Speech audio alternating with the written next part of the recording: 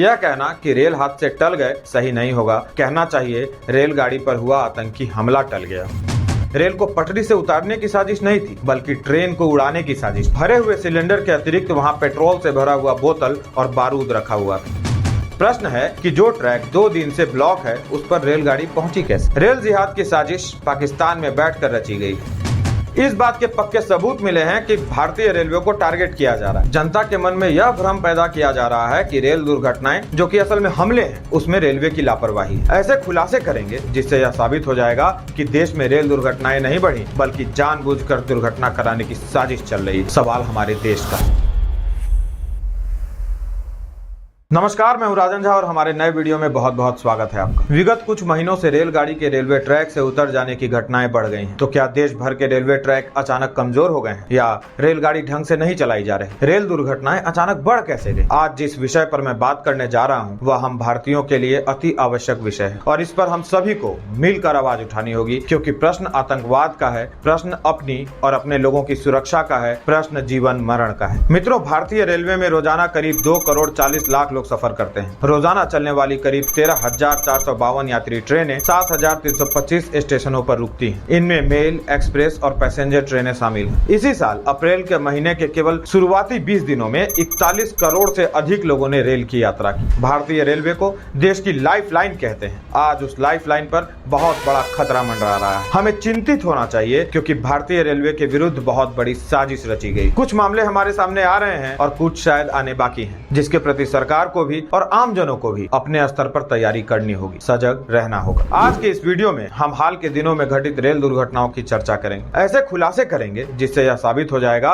कि देश में रेल दुर्घटनाएं नहीं बढ़ी, बल्कि जानबूझकर दुर्घटना कराने की साजिश चल रही है। कानपुर के पास कट्टरपंथियों को शायद कामयाबी मिल भी जाती, परंतु भाग्य ने उनका साथ ही नहीं दिया, अन्यथा बहुत बड़ी दुर्घटना घटित हो सकती थी। संक्षेप में आपको पहले इस हादसे की पूरी कहानी सुनाते हैं। 8 सितंबर को कालिंदी एक्सप्रेस प्रयागराज से भिवानी के लिए रवाना हुई। रात करीब 8:30 बजे यह गाड़ी बलराजपुर स्टेशन पर पहुंचती है। कुछ ही दूर आगे ट्रेन पटरी के बीच में रखे भरे हुए गैस सिलेंडर से टकरा गई। लोको पायलट ने इमरजेंसी ब्रेक लगाया और ट्रेन को रोकने की पूरी कोशिश की। संयोग रहा कि ट्रेन से टकराने के बाद गैस सिलेंडर फटा नहीं, बल्कि काफी दूर जा गिरा, जिससे किसी भी प्रकार की कोई जनहानि नहीं हुई। ट्रेन में लगभग 1500 लोग सवार थे। इस घटना के जांच के दौरान कई चौंकाने वाले खुलासे हुए, जैसे इस बार रेल को पटरी से उतारने की साजिश नहीं थी, बल्कि ट्रेन को उड़ाने की साजिश थी, क्योंकि भरे हुए सिलेंडर के अतिरिक्त वहां पेट्रोल से भरा हुआ बोतल और बारूद रखा हुआ था। सोचिए साजिश कितनी बड़ी थी कि यदि सिलेंडर न फटे तो सिलेंडर के घसीटने या टकराने से बनी चिंगारी पेट्रोल के संपर्क में आए, फिर रखे हुए एक्सप्लोजिव में धमाका हो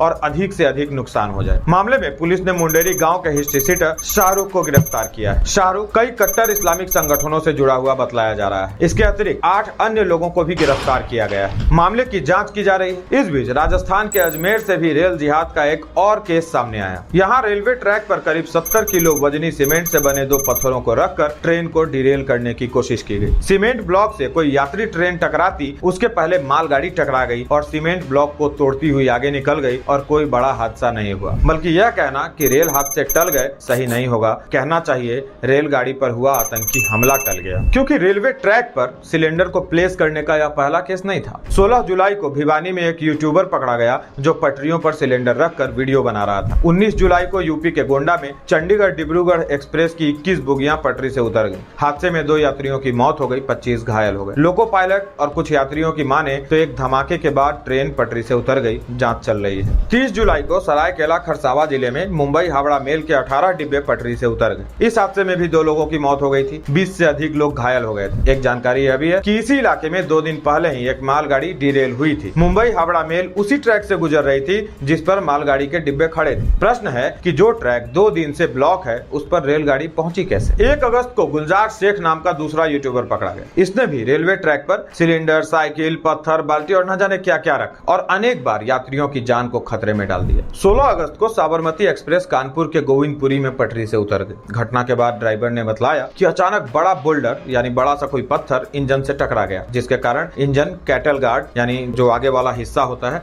वह बुरी तरह से डैमेज हो गया। 23 अगस्त को पाली में अहमदाबाद जोधपुर वंदे भारत ट्रेन ट्रैक पर रखे सीमेंट ब्लॉक से टकरा गई थी। इसके पहले भी पाली में इस तरह की घटना पेश आई थी, लेकिन इसे इग्नोर कर दिया गया था। 24 अगस्त को फर्रुखाबाद से कासगंज जा रही पैसेंजर ट्रेन ट्रेन लकड़ी के बड़े टुकड़े से टकराई। लकड़ी का बड़ा टुकड़ा पटरी पर ऐसे रखा था कि ट्रेन डिरेल हो जाए, परंतु गति कम होने के कारण बड़ा हादसा टल गया। 28 अगस्त को राजस्थान के कोटा बीना रेलखंड के छाबड़ा स्टेशन के पास रेलवे ट्रैक पर मोटरसाइकिल का आधा स्क्रैप रखकर ट्रेन को पटरी से उतारने की साजिश। यहाँ भी मालगाड़ी उस दिन स्क्रैप से टकराई और बड़ा हादसा टल गया। स्क्रैप कीचड़ में सना हुआ था जिसे जानबूझकर ट्रैक पर रखा गया था। 8 सितंबर को अजमेर में लमाना और खरवा रेलवे स्टेशन के बीच 2 स्थानों पर ट्रैक पर रखे सीमेंट ब्लॉक से मालगाड़ी टकरा गई। 8 सितंबर को ही कालिंदी एक्सप्रेस हमले का शिकार होते होते बची थी, जिस पर हमने शुरू में चर्चा की। 10 सितंबर 2024 को अजमेर में फिर से रेलवे ट्रैक पर अलग अलग स्थानों पर सीमेंट के ब्लॉक प्लांट किए गए थे। जैसे पहले बम प्लांट किए जाते थे, इसके पहले कहीं रेलवे सिग्नल्स के साथ छेड़खानी हुई, कहीं ट्रेन की पटरियों को ही उखाड़ दिया गया। इस तरह के समाचार कई स्थानों से आ चुके हैं। बहुत संभव है जब तक हमारा यह वीडियो तैयार हो आपको पुनः कहीं से